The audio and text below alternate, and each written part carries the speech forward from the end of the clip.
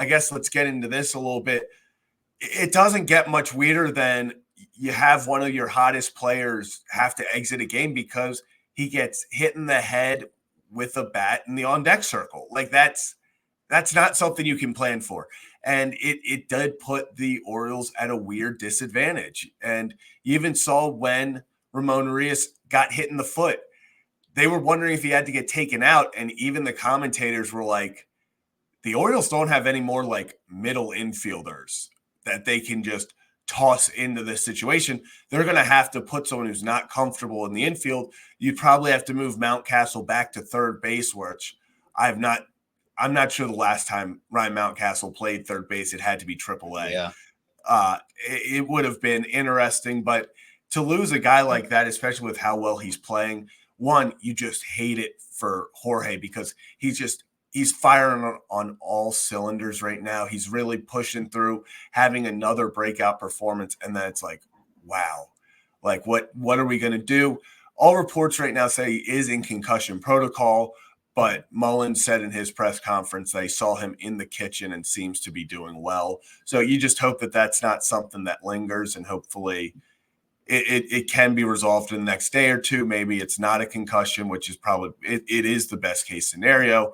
But then if it is long-term, Kevin, we have to start talking about what move gets made if Jorge Mateo can't be, on the team over the next 10 days. Is it a Connor Norby? Is it a Jackson Holliday who's at a 10-game hit streak now in AAA? Yep. Like it opens up a lot of questions if Jorge Mateo has to miss time. It does. And these comparisons, it never actually goes this way. Like obviously circumstances and players, whoever's in it result in a different result, but you have Urias get hit by that pitch and then he doesn't get sent home. He doesn't go home. And if it was Mateo who was on base in that situation, Mateo scores literally like before the ball probably gets back to the infield, right? Like speed. He's a speed demon. So it's how the cookie crumbles, I guess. It was a very unfortunate crumble for the Orioles today, but it's a freak accident that maybe, if it was Mateo on base, and again, who knows how it goes with Mateo still in the game. It's different with Urias versus Mateo, but if you just 1-for-1, don't take any other factor, replace Urias with Mateo in that situation, we're talking about a 4-4 ball game, and maybe we're talking about a win. But again, it's so circumstantial. I mean, I don't want to hang, everything on that. In terms of the other part of the conversation, though, it really is. It's if Mateo has to miss time, if he has to go on the IL, it's going to become a situation of, are you going to call up Connor Norby? Are you going to call up Jackson Holliday? I've seen a couple people calling for Vavra in this situation as well. I would probably lean more towards Norby, if anything, in that situation. But the thing that we've been kind of preaching with Jackson Holliday, Zach, is if he comes up, one, he has to be playing every day. So if Mateo's on the IL, I would assume that he would be playing every day. But two, it's just different because when Mateo comes back up, I think you would have to keep Jackson on the roster. But when Mateo comes back, he's not going to be playing every day. And so to me, it just feels like this is a better Norby spot, in my opinion. I'm not saying that Jackson hasn't necessarily over these past 10 games been great, because he has down in AAA, but it just feels like circumstantially, if you bring Jackson up and then you send him back down immediately, or you send him up and you keep him on the bench for 4 or 5 days out of the week, it just doesn't feel like that's how they should be utilizing Jackson. I'm a big Jackson guy. I think Jackson's going to be awesome. I think he's found his groove again at AAA, but I feel like for me, Norby would be the answer if Mateo has to miss time, because I just think with the circumstances, it is better. And then once you're ready to bring up Jackson in a more long-term everyday situation, that's when you make that decision. So that's me, Zach. But what about you? I mean, I feel like this is like the third or fourth time this year I've said it. If not now, when?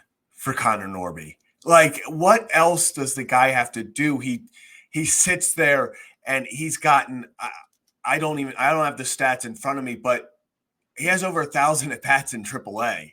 Like, he literally, there's nothing else for him to prove there.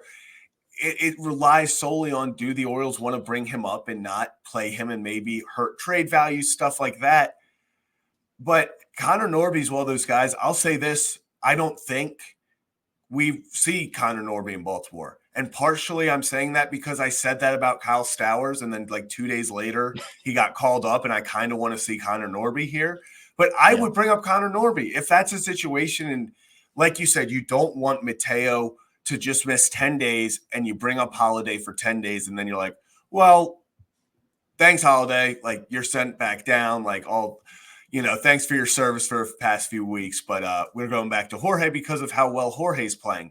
Then on the flip side, you have a guy like Connor Norby who has nothing to prove in AAA. Can you not just see what you have there? It's like one of those things where people have been calling for him for so long, where it's like, what left? What's it hurt to see Connor Norby for 10 days? It feels like a Connor Norby call up, but at the same time, I think the guy, if I had to put money on it, it's Terrin Vavra. It fits it too well. And let me double check real quick. Oh, actually, Vavra's not on the 40-man. So maybe So Vavra's not. I was going to say Vavra solely because if he's on the 40-man, seems like the easier. Maybe Norby does get the call. That would be fun. Get Connor Norby up here to sit on the bench for 6 straight days and drive Orioles Twitter nuts. I mean, it's almost the same. It would happen. It would happen. Oh, I mean, we'd call Norby up and he would be on the bench for the first 5 games, and people would be upset. Yep. I mean, it's like clockwork, essentially, it feels like. But I also feel like it would be kind of the situation with this, like, who would you feel more comfortable sitting on the bench, right? We had the conversation with Stowers versus Heston, and who's more ready for that role. If you have the conversation with Jackson versus Norby, Jackson's role should not be to sit on the bench. It just shouldn't be. You want to get him as many at-bats as you can, especially down in AAA. I think Norby just fits the bill better. And then if you have to send him down in 10 days, okay. I think it just fits better for what the Orioles would need, because once Mateo comes back, we know he's claiming that spot again, right? Yeah. Jackson, the best case for Jackson would be it's some sort of a split platoon, but even you don't want to be doing that, in my opinion. Like, you want Jackson to be your everyday guy when the time is right. I wouldn't rush this thing. I just call up Norby and call today.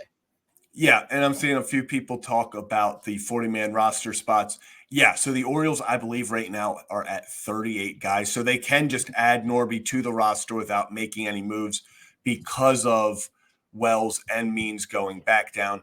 I was more saying if Vavra was already on the 40-man roster, I think they would go with him solely because adding Norby then to the 40-man makes it harder to maneuver guys as they DFA and maneuver throughout the year. But yeah, if we're picking a guy that I want up, it's going to be Norby because, like we've said, you don't want Jackson Holliday coming up for just a tiny amount of time. And then I guess it's a good, bad situation. What if Jackson comes up here and just starts lighting it on fire? Then, you're like, well, sorry, Jorge. So it's a tough decision. I think they go Norby. Yeah, I do too. And then Reds, you want to talk about setting Orioles Twitter on fire? Zach, what about this? Oh, Nick Maton. That's the one. You know what? That just screams Orioles. Yeah. Yeah. Well, so, okay. So final predictions. I think it'll be Norby if Mateo has to miss time. Do you think it's Norby too, or do you think it could be Jackson? Mate, where are you going? For what? For your final prediction. I'm going to go. Okay, final prediction. I want to go Norby so badly, but my heart just tells me deep down that he's not an option. I'm going to go Terrin Vavra. I'm going to stick with that. I'm going to stick with Vavra. They do have the 240-mans open. Vavra, man, he's also hitting so well down there. And he just fits what the Orioles love so much. He plays in the outfield. He plays every single position on the infield. He seems like he's the guy. Well, let me raise you this then. If it is not Norby for this, is it unquestionably he gets traded at the deadline? I think it's unquestionably he gets traded at the deadline, even if he is called up. I just don't see, unfortunately, for Connor Norby. Connor Norby should be on 20, 25 major league rosters. like if anything on the bench in a utility role. Like that's how good he is. He is an incredible prospect, but he's just at a logjam position at the Orioles, and someone's going to see value in him and be like, we got to go get this guy. Mm-hmm. I mean, it essentially is the Joey Ortiz conundrum that you have, right? It's a great problem to have. Great prospects, you will take 10 out of 10. You'll take that, but it's just a matter of there are only so many spots on the diamond, only so many spots in the lineup, and they made a decision to go with Jordan Westburg over Joey Ortiz, which we can all agree that was the right decision, but it just means and Joey Ortiz is having a hell of a but it's one of those things where would I rather have Joey Ortiz and Jordan Westburg platooning or Jordan Westburg starting and Corbin Burns? I'm gonna take Corbin. Yeah. So that's one of those that I will say you got to give the Brewers credit. Right now, it's looking like a real win-win trade for both sides. So, I love me some Joey Ortiz, but definitely I think the Orioles are very happy with their decision to keep Jordan Westburg. Yeah, I think if I'm not mistaken, Joey Ortiz leads all rookies in WAR so far. I think he's around 1.9. So look, win for both clubs. It helps also that it was not only not an interdivision trade, but not an interconference trade. So NL, AL, both teams win. All right, you can sign me up for that.